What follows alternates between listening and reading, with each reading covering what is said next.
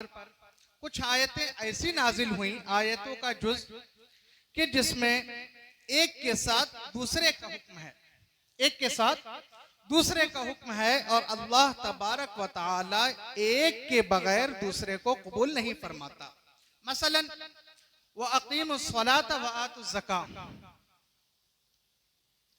नमाज कायम करो और ज़कात अदा करो। अब किसी शख्स ने अगर नमाज तो अदा की और ज़कात अदा नहीं की तो उसकी नमाज भी काबिल कबूल नहीं है, बल्कि वो ज़कात की अदायगी पर मुअल्लक़ है।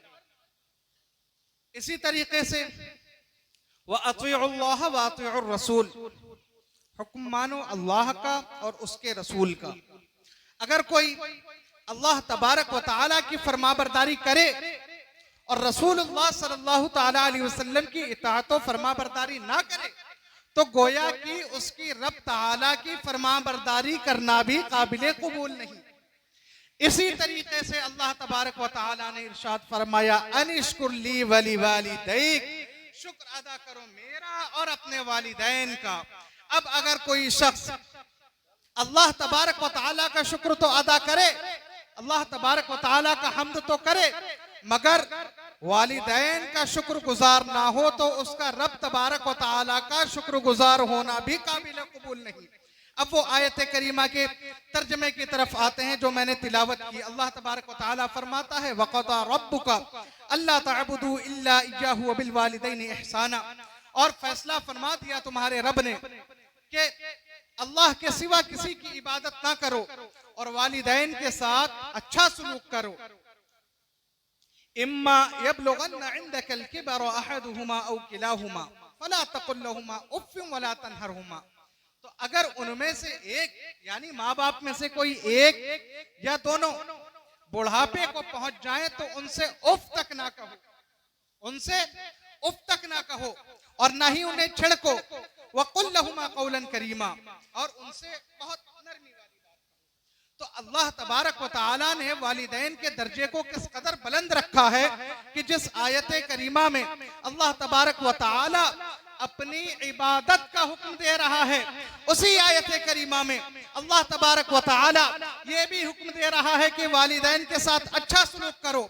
मगर हमारे मुआशरे का हाल क्या है? ये महफिल शादी खाना की महफिल है। बहुत से नौजवान ऐसे होते हैं जिनका निकाह हो जाता है, निकाह होने के बाद या कुछ नौजवान पहले से भी या बाद में भी ऐसे हो जाते हैं। आप मुआशरे का हाल देखिए तो जगह जगह वालिदैन परेशान हाल हैं। कोई वालिदैन को अपने खाना देने से इनकार कर रहा है, तो कोई वालिदैन के इलाज से मुकर जा रहा है, तो कोई वालिदैन के कपड़ों के लिए जो है परेशान है, मतलब वालिदैन परेशान है, वो कपड़े देने को तैयार नहीं है। इतना बुरा हाल हमारे मुआशरे का है कि अल्लाह तबारक व तआला महफूज फरमाए, अल्लाह तबारक व तआला की पनाह कि वालिदैन से लोग इतना परेशान हैं।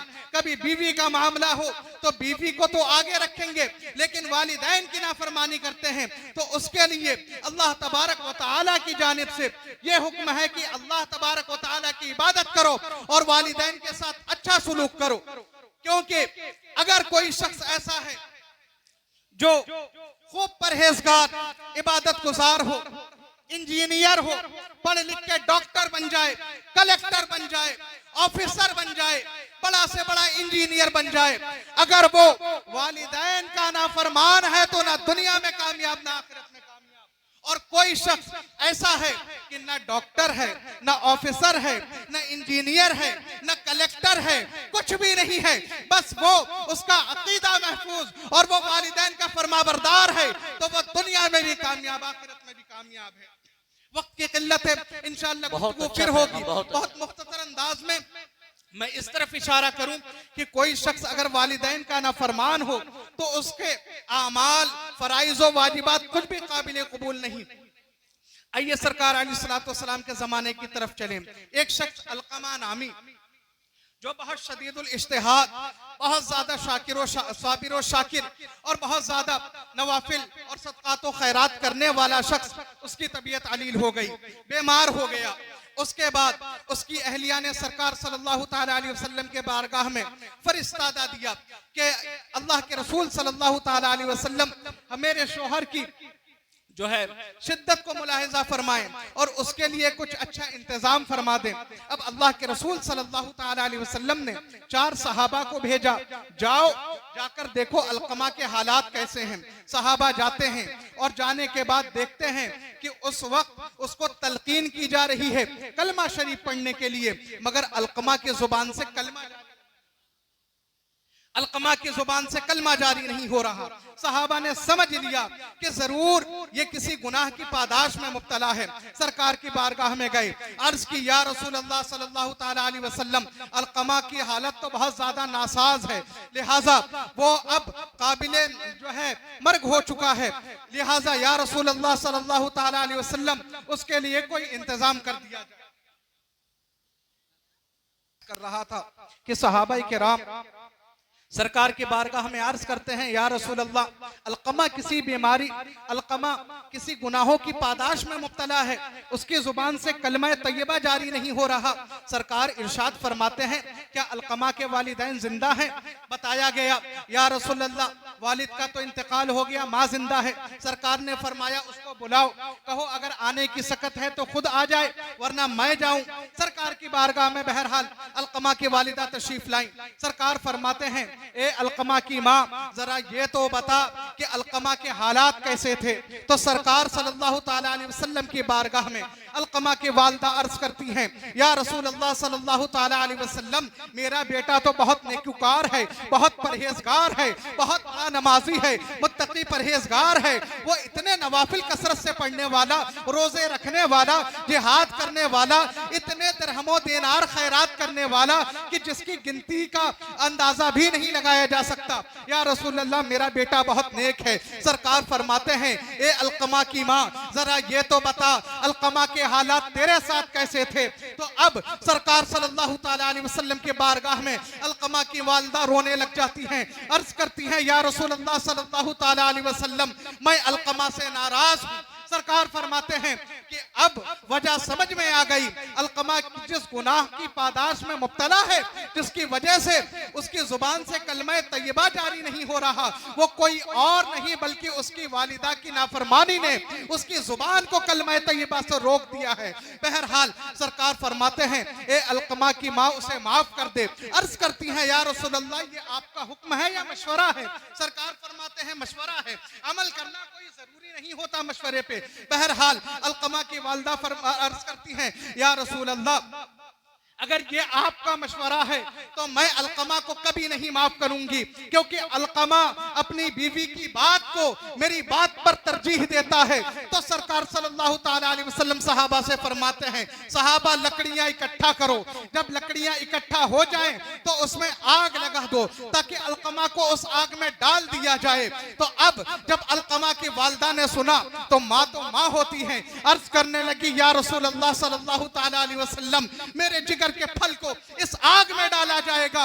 या रसूल अल्लाह, मेरा दिल इस बात को कैसे बर्दाश्त कर सकता है? अल्लाह के रसूल फरमाते हैं, ए अलकमा की माँ, ये दुनियावी आग है, इसकी तकलीफ तू नहीं बर्दाश्त कर सकती, तो तेरी इस नाफरमानी ने जो उसकी जुबान को कलमा तैयबा से रोक दिया है, तो उसका खात्मा ही बुरा होगा। तो अल्लाह तबारक व तआला का अज़ाब तो उससे भी बहुत सख्त है। लिहाजा अलकमा की वालिदा अर्ज करती हैं, या रसूल अल्लाह, आपको, आपके और अल्लाह तबारक व तआला को, आपको और हाज़रीन को मैं गवाह बनाकर अलकमा को माफ करती हूं।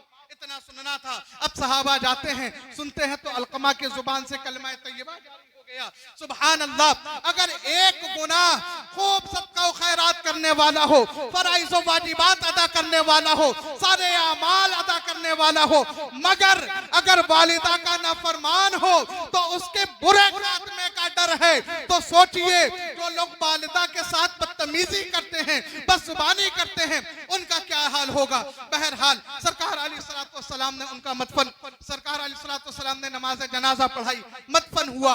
उसके बाद सरकार ने कब्र के किनारे पर खड़े होकर के नसीहतन फरमाया, या माशरुल मुहाजिरीन वल अंसार, मन फद्दला ज़ौजतहु अला उम्मिही फअलैहि लअनतुल्लाह वला युक़बलु मिन्हु सर्फ़ वला अदल।